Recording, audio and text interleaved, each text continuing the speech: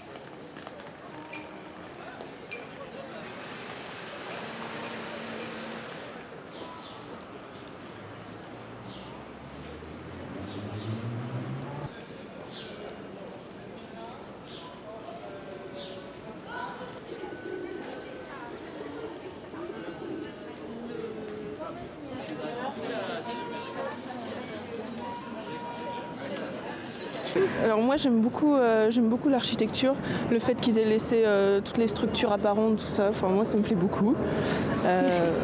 Ouais, je suis pas sûre que ce soit la même chose. Ah ben si, moi j'adore, mais c'est juste que c'est très différent de ce qu'on a l'habitude de voir dans Paris, quoi. Enfin moi je sais que j'aime bien. Quoique les tubes bleus, c'est quand même, fallait oser. Fallait oser. Moi, je sais que de chez moi, je les vois, on les voit bien. Je sais où je suis dans le Paris, c'est bon. Mais c'est vrai que oui, j'aime beaucoup aussi l'aspect industriel qu'il y a, enfin voilà, qu'on voit bien.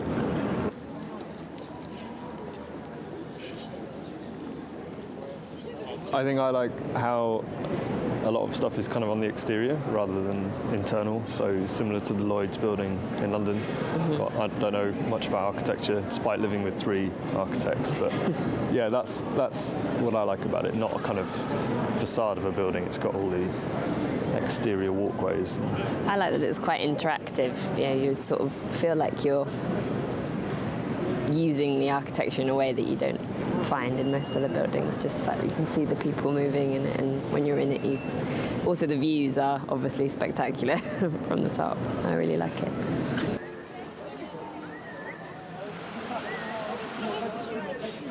C'est un monument dont les Parisiens sont assez fiers, on adore y aller, on ne se lasse jamais de passer à côté. Voilà, c'est assez, moi je trouve que c'est hyper symbolique, voilà, de se rappeler qu'à Paris, dans une ville où on a autant de mal à innover, à apporter des choses qui sont différentes des immeubles haussmanniens, voilà, on a eu le courage de faire un musée un peu différent en plein milieu de Paris et que ça soit aussi bien accepté par les gens.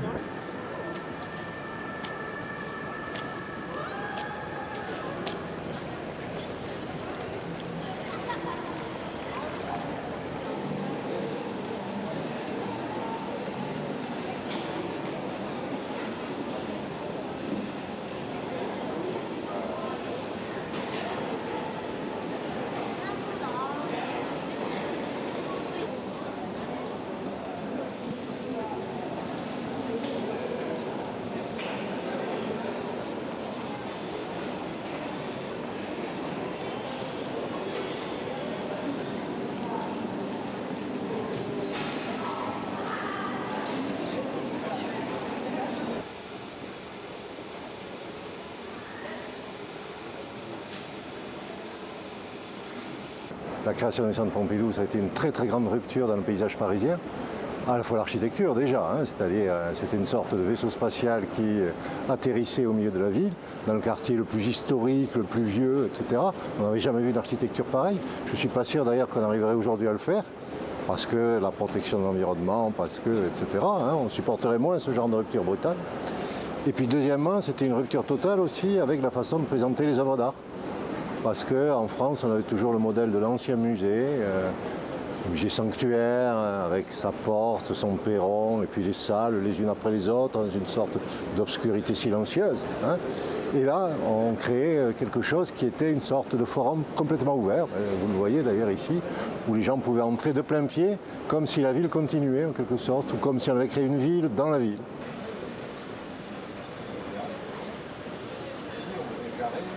C'est vrai que quand vous regardez cette architecture, vous constatez en même temps qu'elle est à la fois provocante et humoristique. C'est-à-dire que vous ne savez pas trop si c'est une usine, Notre-Dame des Tuyaux comme on l'appelait, ou une raffinerie, ou un jouet, hein, un grand jouet avec lequel on aimerait. Et donc elle n'est pas impressionnante, vous voyez. Elle ne fait pas que vous vous sentez tout petit. Et mais ce que je dirais aussi, c'est que c'est une architecture qui ne prétend pas concurrencer avec le contenu. C'est-à-dire, elle ne dit pas, comme beaucoup maintenant, moi je suis aussi une grande œuvre d'art d'un grand architecte. Hein. Elle est à la fois provocante, modeste et humoristique.